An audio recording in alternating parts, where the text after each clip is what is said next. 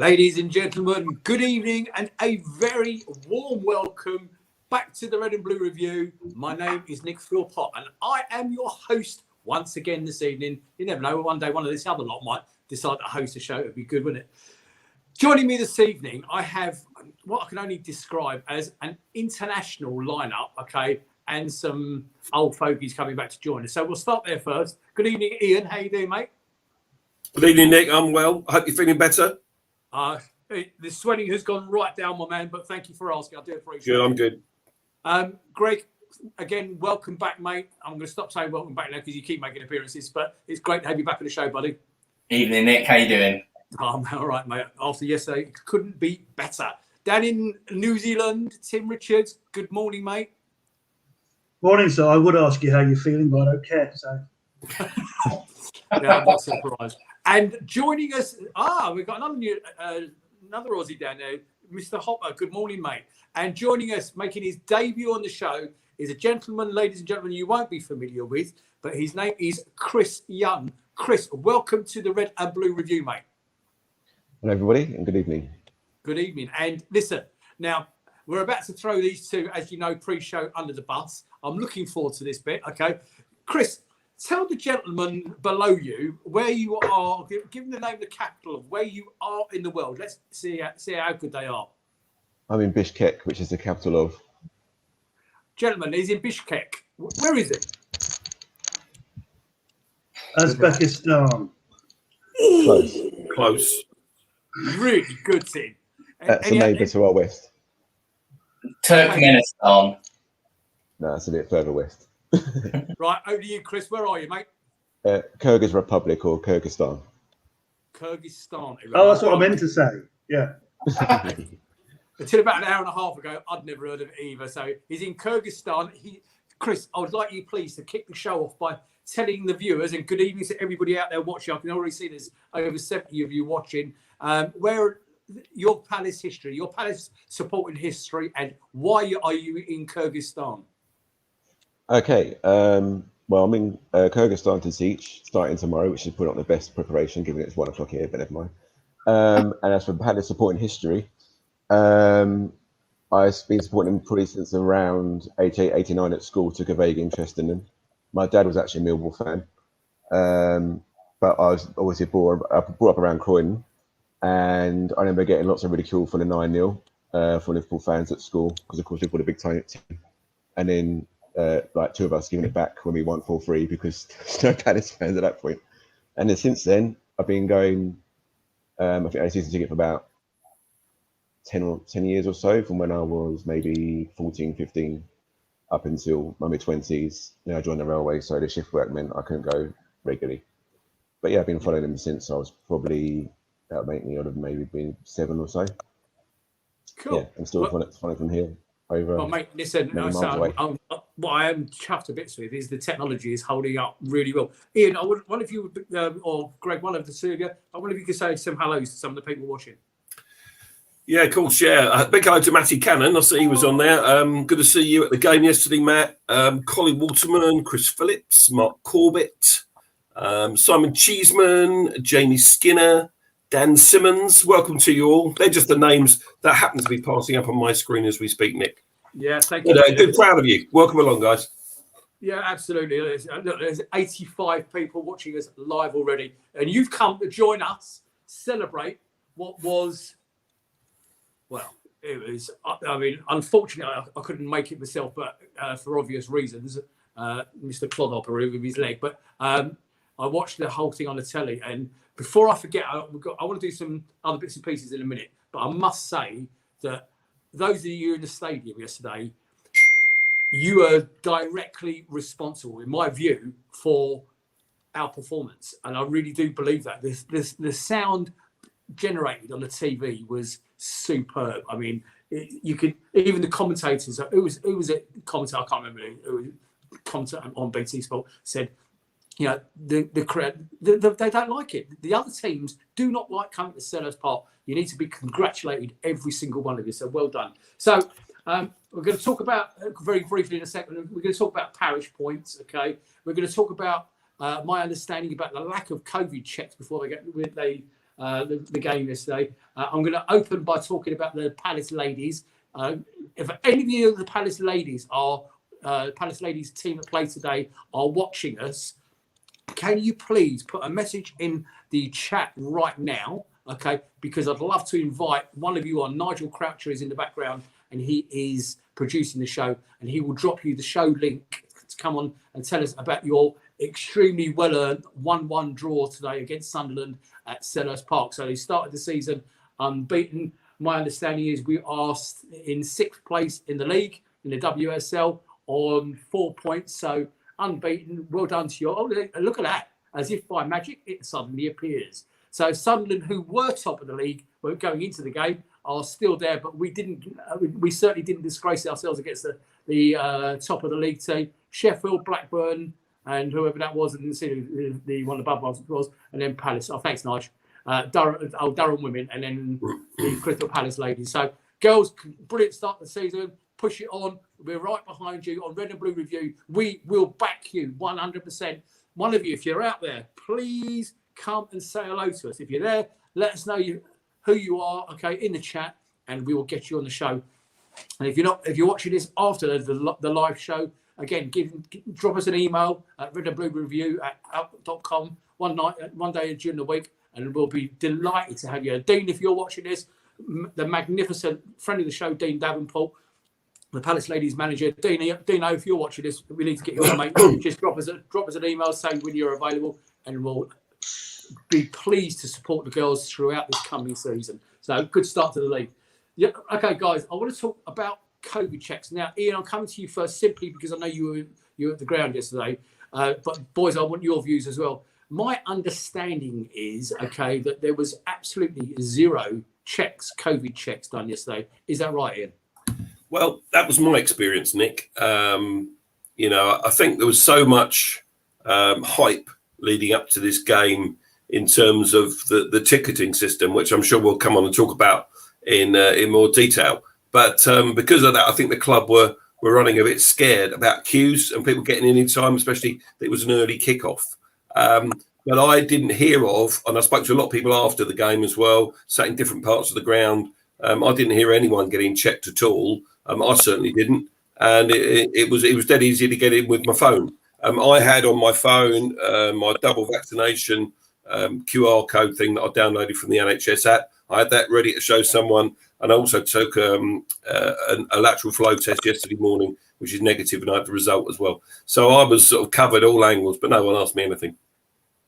Yeah, Paul Holden saying in the chat he got asked at Chelsea, but obviously not either of the home games so far this season. Boys, I understand the UK government, the UC guys abroad may not know this, but the UK government this afternoon have announced that they're abandoning the plan to go with a full vaccine passport. Greg, I'll come to you, mate. Disappointing, really, that Palace didn't do any checks, or was it spot checks we should have been expecting? I think it's quite a difficult subject to cover because there's so many varying feelings on the topic. I can only really speak from my personal point of view and how I feel about it. But for my work, I've got to produce lateral flow tests, and that allows me into work, and I'm okay with it. I don't find it too bad. I understand it's impacted lots of people's lives, throughout the globe. So to do a check that takes like half an hour to come in and find out whether you've got it or not, or raise concern, it's no real bother. So I think in the general interest of people going to sporting events, it is. I feel like it's just like not necessarily a duty of care, but it's the least you can do. I appreciate not everybody feels that way, and everyone is entitled to their opinion on it. But for me personally, it's half an hour out my day. In fact, it's not even half an hour. It's like 30 seconds to do the test. Do what you got to do. Come back half an hour later and report it. So, to be honest, I'm happy to do it. I'm happy to provide it. I'm happy to show it. If it means I can go and watch football, go and watch a concert, go into the cinema, whatever you want me to do, whatever I want to do, I'm happy to provide it. So, if Palace... Greg, I asked a guy on... Chris, I'm coming to you now, mate, but I asked a guy on Facebook yesterday. We were having, on Grant's page, actually, a bit of an interaction on it. I said, my point of view would be, why would you want to go and see all your friends and everybody at Sellers Park, in amongst all your fellow Palace fans, knowing that you hadn't done a lateral flow test, you haven't been double jabbed, okay, yet you still want to turn up to Sellers Park, and all you're concerned about is being checked. Chris, what's the situation where you are? Are they? To be frank, they I think to cut a long story short, it probably came here before it was officially found in China, so it kind of came through the whole country beforehand. Everyone feels they got immunity to it. It did kill off quite a few elderly people. No one really knew what it was, just thought it was a virus. But nowadays, you can go to any event without any checks. The vaccine uptake is very low here, and you very rarely see someone with a mask on. It's a very different approach. But I think in terms of England, I'm more with Greg because it's been so much, seems to have much more effect over there. I don't know if it's a variance or what it is, whether it's the climate or something, than it has done here. Can I come in, Nick? Yeah, of course you can. Well, yeah, Claire Davis makes a very good point. Even when you're double jabbed, it doesn't stop you passing it on. Of course, it doesn't stop you catching it. Lateral flow tests are better than any passport, and I've got to agree with it, to be honest with you. So, as Greg says, it's a little inconvenience to take your lateral flow test.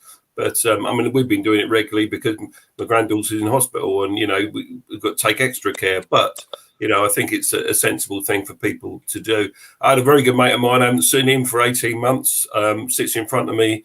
And he was due to come to the game yesterday. He did a lateral flow test. It was negative, but he's got a streaming cold. Well, because he's got a streaming cold, he decided not to come. So that's a real shame not to see him, but he did the decent thing, I suppose. And the only person I've seen mention anything in the chat was Kevin Lyons, Ian's brothers, and Kevin said he was checked. So maybe it was a random thing, and which I think the club did mention during the week that it's going to be anyway.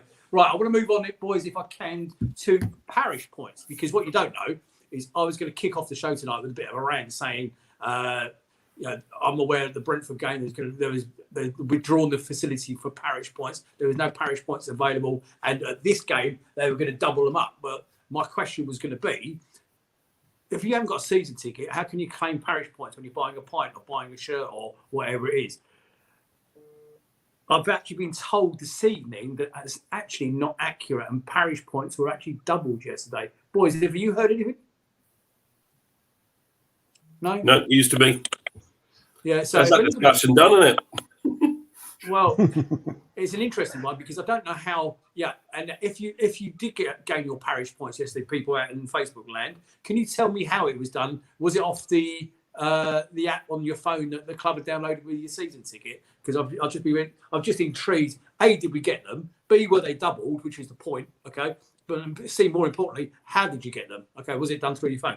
Anybody got any ideas? Can anybody tell me out there? I'd love to know because obviously I didn't make it myself. So, where should we start about the game, then, gentlemen? You choose. I don't mind. Should we do? We can start with lineups if you want. Up to you guys.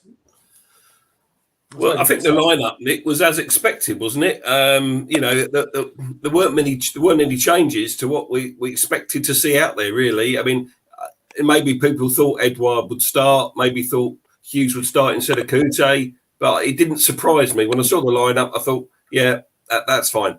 I was good with it. The only thing that surprised me a little bit, and it's only that much, really, was Luka Milivojevic, our captain, was now back and fully trained. I know he hadn't played any matches, or he only made cameo appearances, but he didn't start. So the lineup: Guaita, Ward, Anderson, Guehi, Mitchell, Gallagher, Kouate, MacArthur, Zaha, Benteke, and Ayew, lining up against half of these blokes I've never even heard of. Lloris, Emerson, Royal, Tanganga, that I know we're going to be talking about in detail, Dyer, Reguilon, Højbjerg, Skip, Winks, Lucas Moura, Kane, and Ali. I'm not to use his name, Deli, apparently. That's still a very decent Spurs team, isn't it? When you read that out, that's a decent side. Okay, well, let's kick it. I mean, as you've raised the point, okay, let's kick that off if you don't mind. I know the result could have been hinged on a couple of incidences. We're doing the sending off later on. The sending off of Tanganga, of course, but the injury to Dyer, and they already had a couple of their first team defenders out in beforehand. So, I mean, you could argue that they were a slightly weakened team. Did they suffer any suspensions from guys coming back from the World Cup? Yeah, they had 2 or 3 out. They were involved with. They weren't suspensions. They were Argentina. isolating. Yeah, Yeah, I think. yeah. Sanchez, who normally plays centre back. But I tell you what, the boy who played right back, who Wilf had in his pocket, Emerson Royal, 25 million from Barcelona. So it's not like they then picked him up from Gillingham or anything like that, have they? You know what I mean? It's decent. Yeah, indeed. So I mean, yeah, they were slightly weakened by injuries, I suppose you could say. So were we. We didn't have Jeffrey Schlupp. Well, they were missing Son, of course. You know, that's their big name player. So I think that was a result for us, to be fair. Of course. I'm also trying to keep me on, boys. I don't know if any of you got access to the chat. Anything relevant in there? Please just stick your hand up and let me know. I'm trying to do multitask here, and you know us blokes aren't very good at multitasking. Is that right, Claire? We're not very good at this. So good lineup, very strong lineup. Yeah, I might have been expected to see Hughes in the midfield. I might have expected to see Milivojevic start, but we didn't. So first half kicks off. Where should we go? I mean, very little going on except for the Dyer going off injured. Ian, you go first, mate. Yeah. Let me just ask this question. I guess most people watch Match of the Day. First of all, the panel. Anyone else on the panel know how long our Match of the Day highlights were for the first half yesterday? I'll take a stab. Bear in mind, I watched it live, and I've also watched it I watched most of it 3 or 4 times. First half highlights. First half highlights on the Match of the Day, I would say probably 1 minute and 20 seconds. You're not too far away. 56 seconds. I was appalled. It wasn't a huge amount of incident, but it suddenly cut. They kicked off, and then it suddenly cut at 42 minutes into the game, where Wilf had a brilliant run down the left, crossed it, and Gallagher almost scored. And it was a double save from Lloris. But I could not believe it. We might have been second on, but 56 seconds. It's got to be some kind of record. I'm sure they've got an agenda against us, but it did make me laugh. So the first time, there wasn't a huge amount to talk about. I think we had about the same amount of possession in the first half as we did for the overall game, about 61, 62% in the first half. And we were the better side. We were bossing it. There's no two ways about it. You couldn't argue. We went in 0-0 and you thought, a bit unlucky not to be in front there. We were the better team at half-time. Do you know, you mentioned possession, okay? And we're just going to touch on it. Nigel, can you bring that slide up? Before you do, boys, the other three of you, any idea what our possession is so far on the season? Better than Wonder Boy. I'm going to wager something like 60%. Chris, that is exactly the point. Our possession in the first 4 games last year, okay, Southampton, Man United, Everton and Chelsea, was 31%, okay? And I'm surprised it's actually as much as that, okay? So far under Vieira, it's 51.5%. And Ian's just alluded to the first half. It was 60-odd% in the first half yesterday. And again, those stats that I just read out are courtesy of Nigel Croucher in the background. So thank you for all your hard work. Yeah, Max is saying in the chat 62% in the first half. But there were attacking intent, yes, okay, but nothing really threatening. I think the best stat of the day, and we'll move on to the second half in a minute, lads. I think the best stat of the day, what was it to do with Harry Kane? For the first time since he's been playing in the Premier League, not a single shot on our target and not a single touch in our box at all in the whole game. I think that's going to speak volumes of our back 4, who I'd like to. I want to talk about the back 5, if you don't mind. Now, the back 5. First of all, I think Vicente Guaita, and I'm going to be controversial here for a second, lads. Vicente Guaita is stealing a living. Okay, in my opinion, he should be dropped at the earliest possibility. What was the point of Vicente Guaita yesterday? Did he do anything spectacular? He's stealing a living because our back 4 were magnificent. We may as well have played with 11 outfield players. He had nothing to do all game, and that's because of the strength of Joel Ward, Joachim Anderson, Mark Gui, and Tyrick Mitchell, who tied Dele Alli up in his pocket all afternoon. Boys, talk me. Chris, I'm going to come to you first. Talk to me about that back 4 and of course I'm only joking about Guay, so of course I'm only putting it in there. Talk to me about that back four. Have we stumbled across something special here? I think so. I think even the amount of times I was shocked how far forward Ward was, and his early crosses. I think we'll start catching people out with Benteke reads them, because he's probably so shocked Benteke to get an early ball in the box. It was only for Townsend that tried to put a cross in. I think he'll probably pick up a few goals from that this season if he's playing Edward. And Mitchell was superb, especially in front of the crowd. This time he really felt settled, and I think he thrived on it. And the back two just looked like they're enjoying being defenders, and not supposed to enjoy being a defender. That's what the forwards do, but they just seem to have so much fun at the back there. And Anderson's cross-field passes are amazing. The whole league knows about them now, but it doesn't stop anyone letting him do it. And we'll just love that all season. Put it in behind the fullback and off he goes. Great point. Right, boys, you two, I'm coming to you now. Same question about the back four, but I'm just going to give you my quick thoughts. All good teams you can think of in the past, okay? Bruce, McAllister, Pallister, all good teams. The central defending pairing is special. You've got to have a good, solid, reliable central pairing. With these two, Anderson and Guehi, I'm telling you now, my heart is skipping a beat about them. I think they are going to turn out to be potentially something special. What do you think, Tim? Yeah, it's only a few games, so it's the age-old, let's see how it goes for the rest of the season. But that was the thing that got me yesterday. It was a total performance. It wasn't just defence, it wasn't just midfield, it wasn't just the guys up front. The one thing I would like to put to bed now is the talk that Joe Ward is not a Premiership defender. I thought he was outstanding yesterday. Mitchell, again, outstanding. They looked totally comfortable.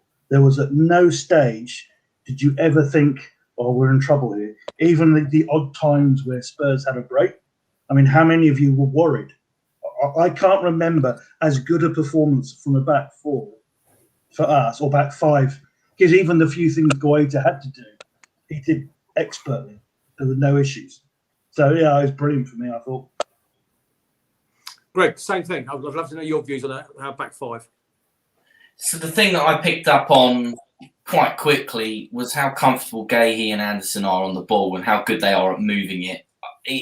There is a lot of confidence from me personally watching them move the ball, and I'm not sure that I've seen that kind of quality in two centre halves at Palace before. And this is no disrespect to Sacco, but let's face it, when he was on the ball, sometimes it was a bit of a worry. The odd weird Cruyff turn or something going on. I think he was a great player, and I really enjoyed his time at Palace. But I think with Guehi and Anderson, that it's different gravy to me. That they look like a new generation of centre halves. I think these players didn't really exist 10, 15, 20 years ago. The game's moved on, and you've got to be able to play the ball out from the back. That's what these guys are. And the fact they play for Palace is absolutely brilliant. We're attracting the right players. We've got the England under-21 captain, playing in our team. What does that say about where we're moving? So from my point of view, we got the right guys, and let's hope they stay fit. Let's hope they keep playing the way they're doing, and who knows what's going to happen. So, Ian, three of the back four are under 24, I believe it is, on 5-year deals. Yeah. Your thoughts? Yeah. It's the future, isn't it?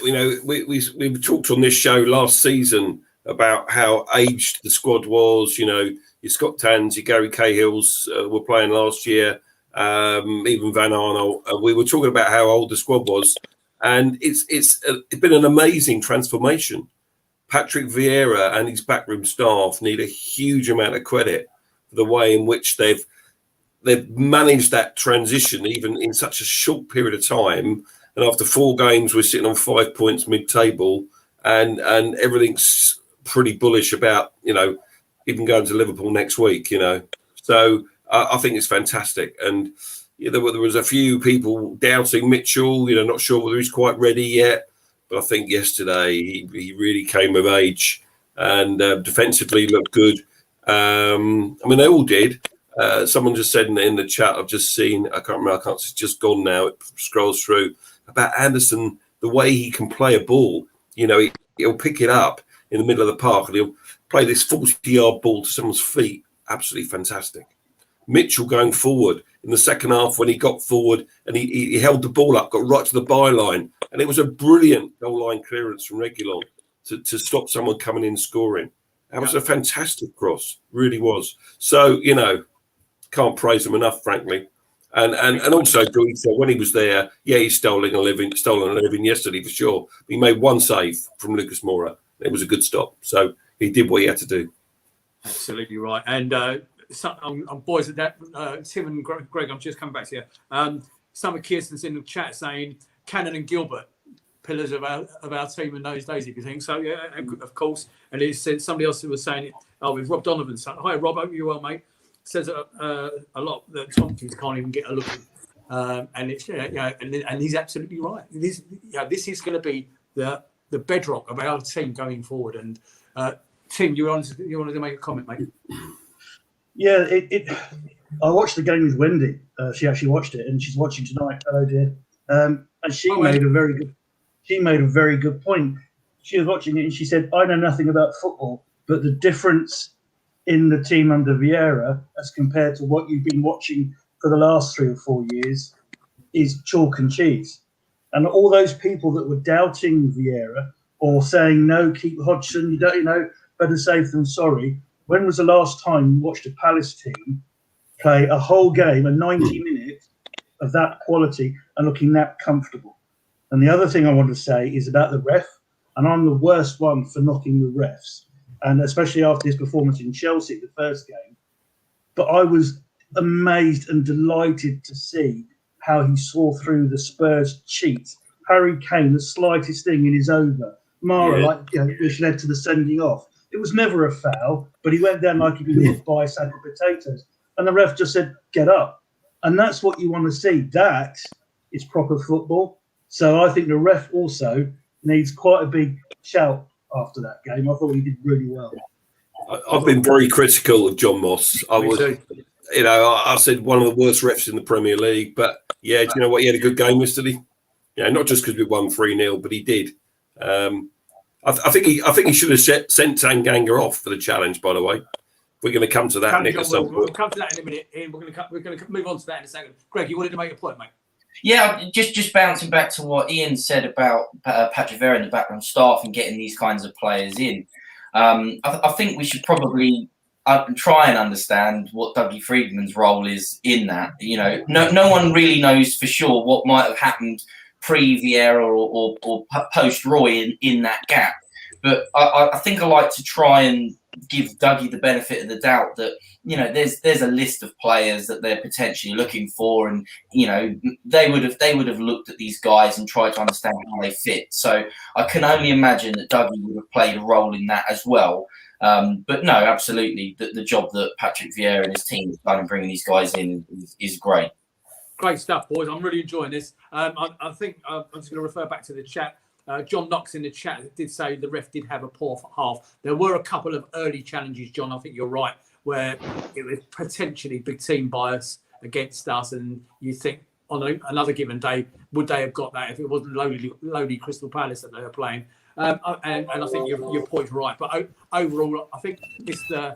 Noble is correct that John Moss actually, from what I can see, had a very good game, and he got the big decisions absolutely right. It was a penalty. Ian's right. He could have sent Tanganga off for the initial challenge on Wilf. He was right to send him off for the second yellow card. So overall, I think you got it right. Right, second half, I put down in my notes that the intensity increased by the players, and I wonder how much of that was because of the crowd, who were massively up for it. I mean, the place seemed to be rocking, absolutely rocking. There's the biggest thing I wrote down after that, the Zaha incident with Tanganga. Lucas Moura was down at the other end, as one of you just quite rightly said. Would you, Chris, any different? Was that a yellow or a red? It was a red. It was in rugby that was a red. You can't go that high over someone's neck and get away with it. Like Moss did bottle that, but maybe it's because Moss is quite old and he's more like an old school ref. He let a lot of those sort of tackles go. It's probably not. It's not what Nuno wanted. Nuno wanted a nice slow game. He knew he had a few players out, and all season. It's going to be worse and more boring than they had under Jose, I reckon. Sort of the 4-6-0 or 3-5-1 if they're lucky formations, and just looking at midfield with not very good midfielders. I couldn't believe how poor that Spurs lineup looked. But no, I actually think the second one, had it not been Ayew who convinced the referee, especially with how quickly it was after the last incident, he might not have got another yellow, because he did try to get out the tackle. I don't like the bloke, but he did try and get out the tackle, and Moss had just made his mind up already. And I think if it wasn't maybe just pushed that decision a little bit more. But the midfield and that Will thing as well is similar. It reminded me of that bit at Bournemouth where we beat, I think it was 5-2 or 5-3 last game. And he just had a bit of a coming together with somebody beforehand. The crowd got behind him. The ref didn't send him off. He gave him yellow, told him to calm down, and he did the opposite. And he just hit the ball at the other end. I think Klein tried to rugby tackle him that day, so it was his time to. When people can't handle Will, that's just how they react. And either he'll get brought up, he'll get brought down to their level and rise to it, or he'll just remember he's like a much better footballer than fall back and make him look stupid. And he did that yesterday, luckily. I want to change tack a little bit because I've been fairly critical of Zaha of late. I don't think he's been totally on it. Okay, yesterday he was on it. Now, arguably, and I think he was on Match of the Day. He was given man of the match. Okay, I'm actually going to throw this out there. There's 100 of you watching now, and I want as many of you to respond, please, if you can. Your man of the match, and I'm going to ask you for your own thoughts in a second, and we'll come on to the other incidents in the second half in a minute. Who was your man of the match? Okay, and I'm going to influence your thoughts by saying this. Will Zaha had a great game. Edouard, when he came on, he couldn't have done any more. Blah blah blah. My man of the match yesterday was Tyrick Mitchell in defence. Okay, I think Tyrick Mitchell had Ali in his pocket. We had a cracking 0-0 result against them for 70 minutes because of our back four. Bear in mind, this is only his second game with a live audience at Sellers Park. The guy is, Andy Hopper down in Australia saying Jimmy Mack. Mukta saying Edouard, here they come. Bring them on, come on everybody, I want to know. Paul Bristow saying Wilf. Chris, I'm coming to you first. Your man of the match in a couple of words, please, mate. Even before you said it, I would actually said Mitchell. I think McArthur had a slow start, but when he got into it, McArthur was a good contender as well. But yeah, I actually would have given Mitchell it. I thought he's not quite AWB level, but he's probably like 0.5 a match behind him, and hopefully he'll improve. Excellent words. Greg Ellis. For me, it's Conor Gallagher, because watching that game yesterday, he was the conduit for everything. Now, I think a couple of seasons ago, possibly at the time when we signed Max Meyer, Joe had sort of said that Palace are missing a baller.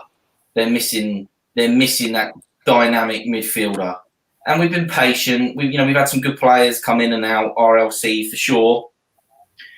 But I watched that game yesterday, and Conor Gallagher, I'd love to have that conversation with Gel, but I think that's the guy we've wanted for some time. Man, that is exciting, watching him play for Palace. That, for me yesterday, he was our man of the match. He was on everything. And if his shooting boots was a bit sharper, he could have had 2, possibly 3, because he was in the right position all the time. And he was passing the ball.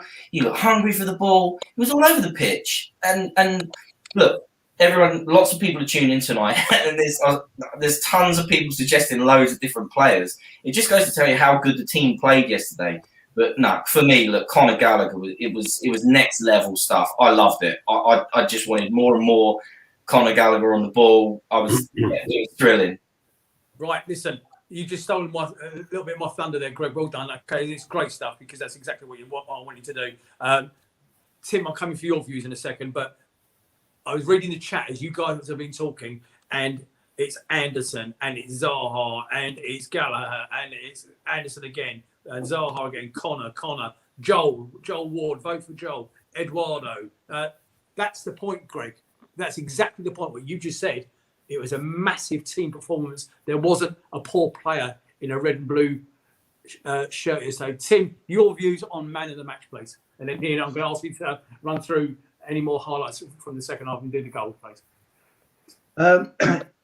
It's quite a bizarre feeling because the night before we had a Courier movie night at our place, and one of our best friends is a Spurs fan, and we were talking about the game, and I'm not looking forward to this. So this is going to be because of history, everything else, Wendy watched it with me, and it's really hard when you live so far away. I mean, I'm 12,500 miles away from Selhurst Park, and I'm sure Chris probably could say the same. When you can't go to the club, when you can't go somewhere or be a part of something you've followed most of your life, when you get to see it, when you see a performance like that, when you hear the crowd, the atmosphere, when you hear the commentators talking about Selhurst Park when it's going is the best ground in the country. We've got the best fans in the country. And you watch a performance like that. I was thinking, oh yeah, Gallagher, I agree. Oh no, hold on. Anderson was brilliant. Mitchell was outstanding. Ward was. I couldn't pick a man of the match. That performance, I can't remember a more cohesive. And when we didn't have the ball, it wasn't just one player chasing down. It was two or three. You look at Spurs, that stat you gave for Harry Kane, who's apparently the best striker in the world. Dele Alli, how few chances they had, how we nullified them all over. How can you pick one player of the match? I don't think you can. Right, okay. Chris, I think you wanted to make a comment just 2 seconds before you do. Once again, apparently the email I gave out to the ladies just a minute ago, if any of the Palace ladies that played this afternoon watching this live, please get in touch by email. Grab a pen. I'm going to give you the email address in a second. And also, Dean Davenport, if you're watching this evening, once again, jot this down. It's Red and Blue Review, which is RED, the letter N, BLUE, review at outlook.com. Red and Blue Review at outlook.com. Just drop us an email. If anybody drops us an email, Nigel's in the background, he'll pick it up and he'll ping you a link to come and tell us how you got on today. We've obviously mentioned it at the top of the show, but I'd like to know your views. Chris, you want to make a point, mate? Yeah, it's well, first there's a question that popped up which I can answer. No, Maka kept the armband, and the commentator pointed out, and I was quite surprised that he didn't take the penalty. But back to the original point, no, that crowd did stand out yesterday. It was amazing. I did actually, for the first time in a long time, I was absolutely gutted I couldn't be there because there was a few Roy games I was like, happy to make the effort today. And I think, again, if it had been an empty stadium, I don't know that Wilford reacted in that way. He might have just, sulked a bit. I don't know that Roy would have had a word with him, but when he looks at Vieira, he thinks, I better not argue with him. He knows what he's talking about, and he's obviously got respect for Vieira. I think if there wasn't a crowd there, Wilf might have reacted differently, and sulked and, started moaning at his teammates like he did last season or two. Mr. Noble, I've got lots of notes in the second half, but I'm sure you have too. You go for it, mate. Okay, well, before I do that, shall I do the man of the match bit? Sorry, yeah. I think the early comments, there were a lot of votes for Wilf. So I think if we did add them all up, we're not going to do that tonight. We haven't got time. But if we did add them all up, Wilf would be a front runner. But the BBC website, which I don't always look at this, but they do scores out of 10 for all the players. Edouard actually got the most. He got 8.93. You can't count him because it was a cameo performance. Next up, Greg Gallagher, 8.22, and Wilf was on 8.06. Our lowest player was Benteke on 6.69. Tottenham's highest was Lucas Moura on 4.09. Just shows the different class yesterday. We were head and shoulders above them. I think on Match of the Day, it was Jonathan Pearce. I love JP as a commentator. He said, when the third goal went, he said, Palace have thrashed Tottenham today 3-0. And we absolutely thrashed them 3-0.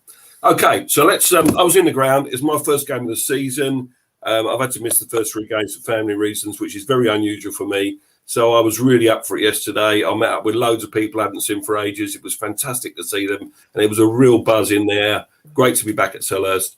And it was really rocking. I had a message from a Spurs mate who I've known a long, long time saying, I'm not looking forward to this. We rarely turn up for the early kickoff. And he was spot on with that one. And, first half, we were the better side, as I said earlier. Second half, the longer the game went on, I did wonder about whether it was going to be one of those 0-0s. I never thought for a moment we were going to lose it yesterday. But I did think this could go to the wire. We could be playing in stoppage time and maybe sneak one.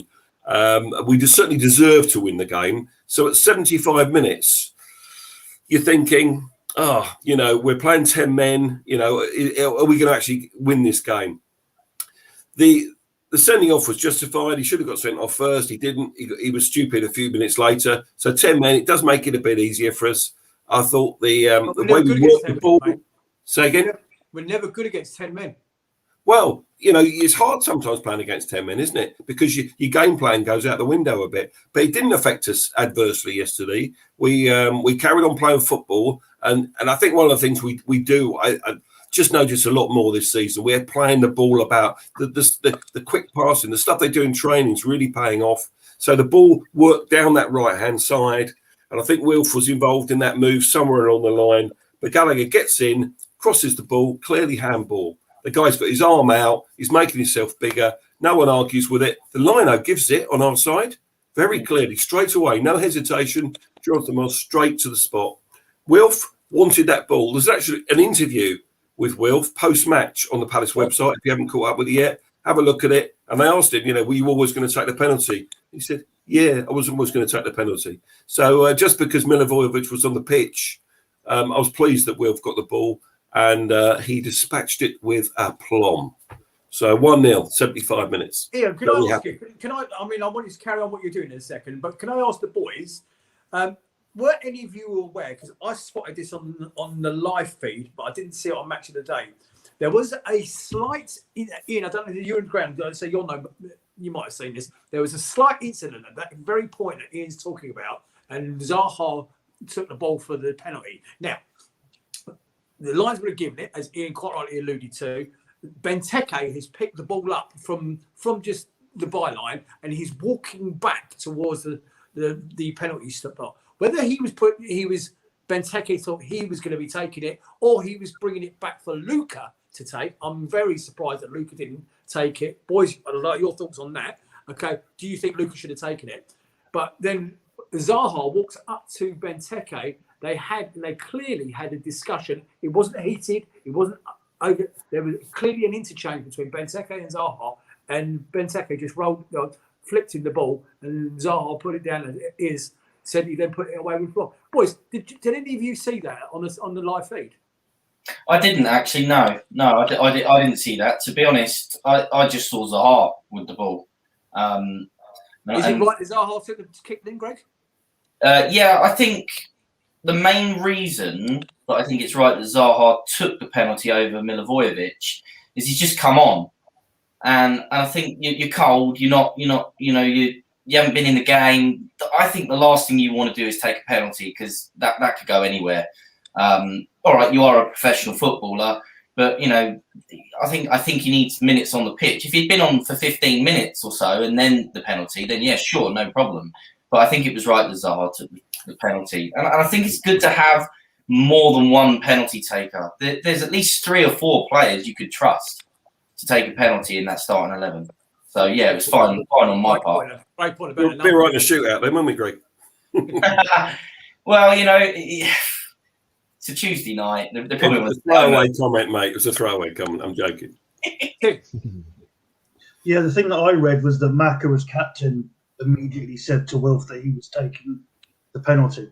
So Maka, I don't know if he had orders from Vieira, but he basically, as the captain, said, "No, Wilf's taking the penalty." End of. So.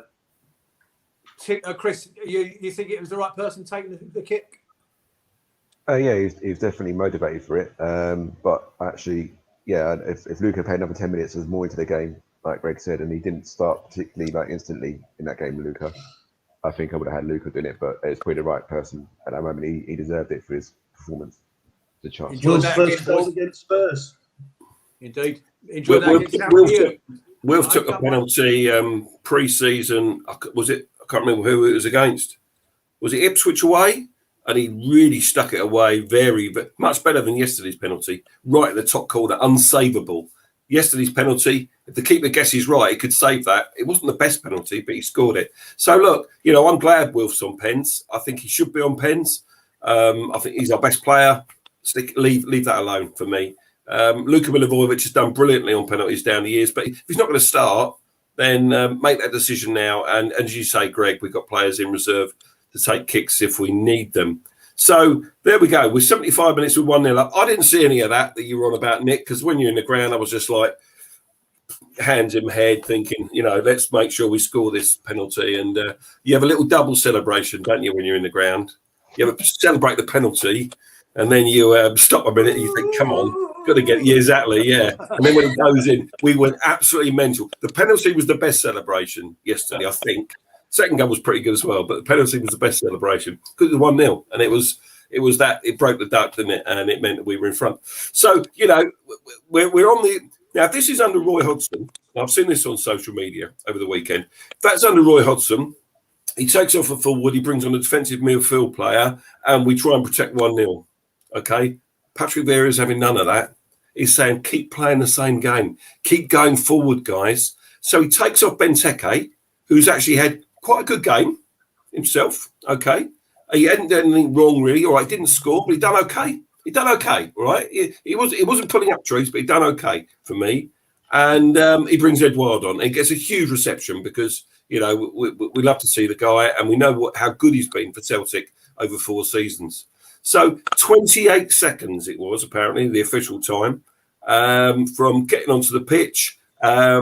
He's not touched the ball. He went for a header that both players missed, that then Wilf picked the ball up. Wilf then goes down the left-hand side. Edouard cuts inside, makes a bit of space for himself in the box, like all good strikers do. Wilf brings it back. 1 touch, 2 touches in the goal, 2-0. What an amazing impact.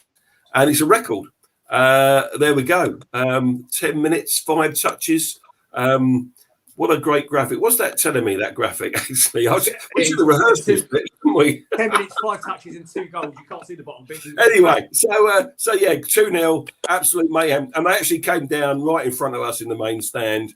Matty Cannon was with me, and he would have enjoyed this bit as well. It was absolutely brilliant to see the celebrations. And at 2-0, you think, well, do you know what? The game's done here. We've won this on 82 minutes. But then we just keep going. Yeah, and the third goal. Now, the third goal, icing on the cake, is in stoppage time. Luka Milivojevic on the left of midfield picks the ball up, and he absolutely pings a marvellous pass, 40, 50-yard pass to Elise, who's on the right touchline. Yeah? Hold there. Well, hang on. I need to tell you about the third goal. Yeah, no, we're going to do it. I want to stop there. Just a second. You were all singing the praises of Joachim Andersen earlier and his 40-yard passes. I think a special word of note for exactly what you just said, Ian, about that great pass from Milivojevic. What a quality ball, switched from one wing to the other. I interrupt, you continue. Yeah, that's all right. So, and at least he had been on the pitch, 2 or 3 minutes, so he hadn't done much. But, you know, again, quite, you know, he's not trying to impress anyone too much. Nice, simple balls. And he finds Gallagher inside him, who looks up, and like the intelligent player he is, Gallagher, he sees Edouard in space, and he scores his second goal. And that was the last kick of the game. So they didn't have time to kick off, really, did they? I think that was sort of blew up as soon as we'd got the ball back to the centre circle. But 3-0, it didn't flatter us. Could have been more. You know, I think it was a great result. Very, very good. 500th Premier I'm still League smiling. For Palace. 500th Premier League goals. Go on, Tim. Something that occurred to me during the show, how close were we getting to that guy for manager? We got Vieira. We were that close to getting Nunes as our manager. How do people feel about that? Because I know when he was supposed to be coming, a lot of people were excited and were happy. But looking at it now, who would you rather have? Well, you know, I think Nuno's still a great manager. I wouldn't knock Nuno. The thing with Nuno, he wanted to bring all his backroom staff and change things left, right and centre. That's the reason we didn't get him. And I've got a Wolves mate who I talk to regularly, and he's got nothing but good to say about him. He was sad to see him leave. So I think he'll be all right at Tottenham. I mean, crikey, they'd won their first 3 games. You know, this is a team that won 3 games without conceding, come to Selhurst, and we stick 3 past them and beat them easily. So, Boys, keep your eye on the chat, please. Teresa Baker is asking the question, okay, are we claiming Emma? Emma Raducanu, from behalf of everybody in South London, we know you're a Bromley girl. Massive congratulations. I watched that live as well last night. I had a day of sport on the sofa, and I watched every single minute. If you ever get to see this broadcast, and I should think you're doing something much more exciting now, my God, both of you played beautifully. Brilliant, hard tennis, okay? Baseline tennis, proper baseline tennis, okay? But the most important thing, of course, is, and I don't pass any of you by, but she was wearing her red and blue skirt. Did you notice it, lads? She's not a Palace fan anyway. Apparently she's Chelsea, according to someone there. So. Oh, no. No, Paul Glancy said, I bet she's Chelsea. What does he know? What does Glancy know? Anyway, honestly, it was a good victory for South London. Right, so two chances, 2 goals. Mentioned the ball from Luca, fantastic. Boys, I think that's probably the end of the game, really. But 14 million quid. What have we got for 14 million quid? Greg Ellis. To be honest, I was probably a bit disappointed with Edouard because we only really got to see about 6 touches. Yeah, lazy. The bloke's lazy, isn't it? I wanna be Edouard. And did the Palace faithful, Ian, you were in the stadium, did the Palace faithful get into that? No, not particularly. I'm not sure whether we will or not, because I think you know what they like, the Homestyle fanatics, they like their own songs. So I don't know many of them, so we'll see. But they're in good voice yesterday, of course. And did one thing, second goal, when the second goal went in, I'm not sure whether it was the second or the third, but there's a picture on the Palace website.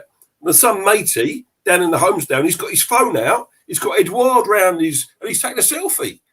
You know, after he's scored, he's jumped in the crowd. And some mate, he's got his. So if you know that bloke that was taking a selfie with Edouard, we want to hear from him on the show. Absolutely. Red and Blue Review at outlook.com. Come on. And ladies and gentlemen, while we talk about the email address, there's still loads of you watching us out there. If you've got any suggestions, anything you want to talk about, any topics you want us to cover on the show, this is your show. These boys give up their Sunday evenings for you, free of charge. They're unpaid. They've got better things to do, especially with these globetrotters amongst them. Okay, I don't know if Greg has. He's got nappies to change and all that sort of stuff. But get in touch. Send us an email, red and blue review at outlook.com. Get in touch with us. Tell us your thoughts on the show, what you'd like to see from this team. Because it's not just these 4 on screen. There's as you know, there's another 8 or 10 of them behind the scenes that are not on this evening. We'd like to know your views. I hope you enjoy the show. Tell us what you like, what you don't like. Tell us what you think on Vieira. Drop us an email. We would love to hear from you. I'm sure producer Nigel will put up the email address again for you, but it's red and blue review at outlook.com. We would like to hear from you. And the best ones I will actually read out on the show over the coming weeks. So get in touch, please. And also make sure you like and subscribe onto our YouTube channel. Okay, if you haven't been on there, everything that we put out goes out simultaneously on our YouTube channel. Give it a like. Talking about giving it a like, we haven't done this tonight, boys.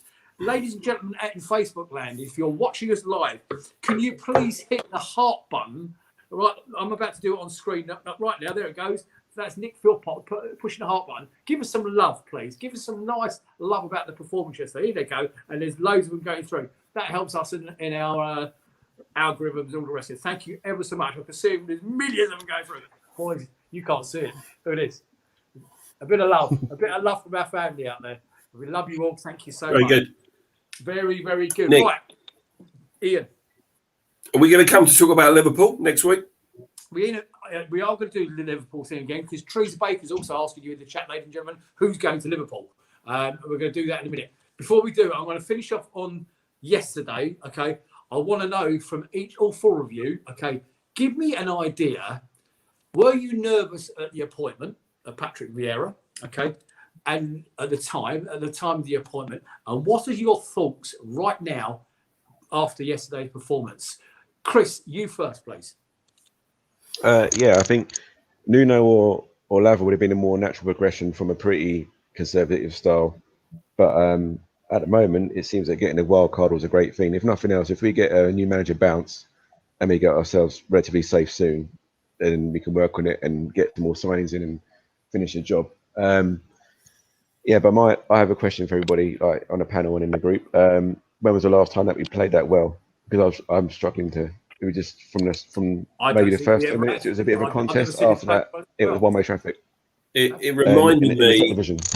It reminded me of the 3-0 home victory against Arsenal when Kabay scored that wonderful second goal on under the lights. That's the game that I immediately thought of when we won 3-0. Maybe because they're both from North London, who knows? But it was on a par with that, wasn't it? Probably, or we didn't win the game, but Crystal Bull was well, that was better. That was just unbelievable that night. You know, that was just different gravy completely. So you know, there have been the odd times in the Premier League where we have played as well as that, but they're few and far between. Certainly not last season or even the year before. So Your views I on think a Vieira? couple of seasons ago against Leicester away, I think we won, and Batshuayi might have scored a couple. I was there. I think I was on holiday. I was actually your neck of the woods, Nick, in Cape Town, and yeah, that game I think was Palace played really well that night. I think that was the last time I thoroughly enjoyed watching a Palace game. So, someone else has put something that the Leicester 5-0 at home, of course, was another great one. Someone's put that in the chat. Yeah. Ian, I would like your views, please, on Mr. Vieira. Me, my initial thought was before we appointed him, we needed a manager with Premier League experience. So I was happy with Nuno because he had Premier League experience. I would have taken Eddie Howe because he had Premier League experience.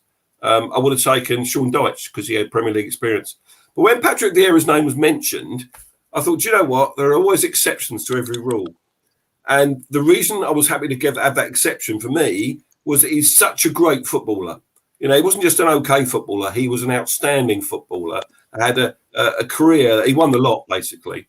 And I thought, you know, you cannot be that good a footballer and be a really crap manager. I know there have been exceptions to that as well. But I thought his credibility in the game is so good that surely he's going to bring something to us. So I was, and you know me, those that watch this show and seen me on it, everything's half full. My glasses are red and blue tinted. You know, I'm always positive about Palace. So I was really positive about the appointment. And yeah, so far, so good. Great. Yeah, I sort of echo Ian's sentiment there. I think I'd settled on that we would get Frank Lampard, and I was happy with that. Much for the reason that Ian just stated. That's a player that's been there, done it, got the T-shirt, and so I felt like we would probably be in good hands. You know, managing Chelsea and having a good experience at Derby, I thought that's a logical appointment. I think that's going to go well. Patrick Vieira rocks up. Let's judge and give it the same critique.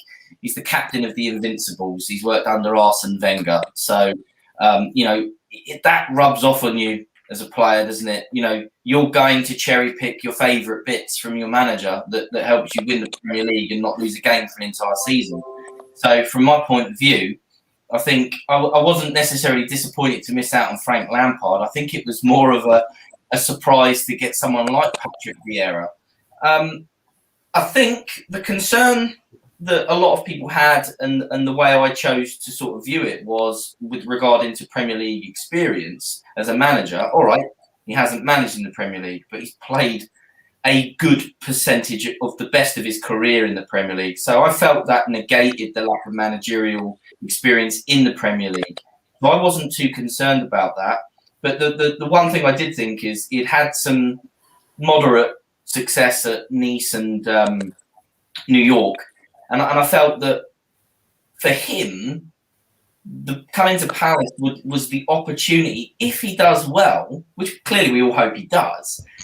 And it's not to use the club as a springboard, but if he does well, this is a great opportunity for him. It's a statement for any club, you know, the top clubs. It's a statement. If he does well, he will go to your bigger clubs, your Real Madrid, your Barcelonas, because he is that kind of profile. But the benefit as a Palace fan of that is that might mean winning an FA Cup. That might mean finishing in the top 6, you know. So if he does go off to move to those clubs and Palace win the FA Cup, I'll fly him over to Madrid or Barcelona. You You know, knowing that we've got an FA Cup. You know, as a Palace fan, I just want to see Palace win trophies, which sounds ridiculous. But, you know, if we win the FA Cup and Patrick Vieira leaves for Barcelona, I wish him all the best. Yeah, brilliant. Yeah, we all want to win the FA Cup, mate. Right, Tim Richards, your views, please, on Patrick Vieira. And I want to read something out from the chat in a second. I was disappointed initially that we didn't go for Lampard. I was convinced he was coming, so I was quite disappointed. But when Vieira started, I thought I'll do him Ian Noble. I was looking forward to it. And the thing I will say is how many of those players that we attracted came to Palace because of Vieira and his reputation and what he was like as a player. And what you've got to say is not just Vieira, but his staff as well. Look how in a short space of time, they've turned us from under Roy Hodgson and the kind of football that we played then to what we played yesterday. And you can see the Chelsea game, all right, you can write that off. But the Brentford game, we were pretty good and we could have won it. The West Ham game, the spirit that the guys showed to come back twice and get a 2-2 draw against a team that was top of the league at the time. And then this weekend, again, against the team that's top of the league, not conceded a goal, 3 wins out of 3, and to play them off the park says it all. All different opinions and all different angles on the same opinion. Boys, brilliant. In the chat, Teresa Baker saying she loved it when this crowd was singing Vieira's won more cups than you. Okay. Bruno, I'm going to try this, Bruno. I'm going to take a stab at this, Bruno, if you don't mind. Bruno Brioniki in the chat. He said, it's not just Vieira. There has been a holistic overhaul, both on the pitch and the management and stroke training. It's been progressive, but also acknowledge the value of Sean Derry, etc. All credit must go to Steve Parish for something along those lines. And do you know what? I put it on record last week, I think it was, or the week before, that I've never been the biggest fan of Dougie Freeman. And Dougie Freeman needs to take massive, massive credit for some of these signings, especially the Aloisi signing and everything else. Yes, Tim. But this is exactly the Palace thing. This is the thing about the Palace family, about Palace as a club. You mentioned Sean Derry. You look back at the team 2010, like he said, all players that no other clubs wanted, but Palace took them and made them into a team. And he said he'd never felt a team spirit in a dressing room. And that's Crystal Palace. It's not just a one-person club. It takes all, it's like Freeman, Parish, Vieira, his coaching staff, the players that are still there. Players like Ward that have stuck with us for over 10 years and still as loyal as the first day they came. And that's Crystal Palace. That's Crystal Palace. Gentlemen, your conversation this evening has been fascinating. And Chris, congratulations on your debut, mate. It won't be your last, will it? Say no, Nick. No, Nick. Is the right answer. Change your clocks even more. Listen, I know you. Listen, I'm quite happy for you to bail out whenever you like. I know it's the middle of the night out there. Tim, I know it's early morning. You've got to go to work. Greg, as always, Ian, as always, top stuff. Ladies and gentlemen out in Facebook land, before we actually go off air, I'd love your quick predictions, please, for Liverpool away, because we're going to talk about Liverpool away before we go. I'd like your predictions. Please give us your thoughts in the chat. Let us know your score predictions for next week away at Anfield. Ian, Anfield away. I think we'll draw 1-1. I just want to pose a question, Nick, if I may. We've got time for it. Yeah. Jason Green agrees with me. Well done, Jace.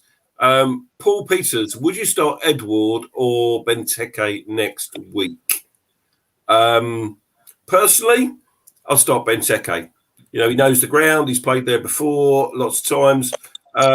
I like the idea of Edward off the bench, but that's my opinion. I'm looking forward to it. I'm going to Anfield. I'm leaving at 6 o'clock in the morning. I hope Grant Saunders is going to pick me up and get up there. So if you're up there in the away end next week, see me, come and say hello, and let's hope we get something out of the game. I think in recent times when I've been there, we've always done well at Anfield, even when we lost 4-3 a couple of years ago when Jules spilt it, which was really unfortunate. He was our third choice goalkeeper. We lost 4-3. We played really well. And we won up there a few years running. So I'm bullish about next week, looking forward to it, optimistic, and it should be a good day out. Chris? I haven't predicted one score correctly, so I'd be happy to say that I think Liverpool are going to win. simply because they're Liverpool and they're just that notch above. But again, we're a good fight. We won't make it easy for them. I didn't see how they did against Leeds today, so I don't know about the form. But they just They won 3-0. 3-0. Yeah. Listen, it's the thing about it. It's a free hit, isn't it? It doesn't matter as long as we don't go up there and disgrace ourselves. Tim, your prediction, please. 2-1 Palace. 2-1 Pat. Oh, blimey. And Greg? Yep. I'm going to go the other way around. I think it's going to be 2-1 Liverpool, and the scorers for Liverpool will be Salah and Mane, and I think we might actually take the lead. Blimey, I I asked you score predictions, not the weather forecast and what you're going to wear that day. I want to have a pint of whatever Mukhtar. Played against us. So. I've seen it. I've seen it. Go on, do it. Yeah, listen, I'm having a pint of whatever Mukhtar's drinking because he said Palace are going to win 5-0. I hope you're right, my friend. Paul Holden saying 2-1 us. Lee Lockwood saying cheeky little win 2-1. Curtis is saying 0-0. Mark Wills is saying 2-1 Palace. Matty Cannon saying 3-2 Palace. And so George Wells is saying 1-1. Paul Obi saying 2-0. Colin Waterman saying 2-1 with Edward and Gallagher and Salah scoring. Ladies and gentlemen in Facebook land, just a little bit of realism, okay, to end the show. Just a little bit of realism. It's one game. It's one game. We had one of the best performances in my 50-odd years of supporting Palace yesterday, but it's still one game. Optimism is fine. Realism is another thing. So let's enjoy the moment. Absolutely enjoy the moment. We're right to enjoy the moment and celebrate that moment. We're all thinking, where could this take us? Let's hope it's going to be a very, very decent season. And maybe we get that FA Cup win. You never know. Ladies and gentlemen in Facebook land, thank you to each and every one of you, wherever you are watching in the world. We are delighted you spend our Sunday evenings with us. Please come join us again. I presume it's next. We're playing Liverpool on Sunday, aren't we? Is it Sunday or Saturday? Saturday, 3:00. Oh, right. Okay. So one of the team will be hosting the show, whether it's me or anybody else. I'm not too sure. And there'll be another group of faces to join you in your living rooms on Sunday evening. On behalf of myself, Nick Philpott, and the entire team of Red and Blue Review, God bless. Please take it. Stay safe. Good night, everybody. Thank you for watching. Good night. Cheers, everyone. And I'll start being tech, Paul. Bye-bye.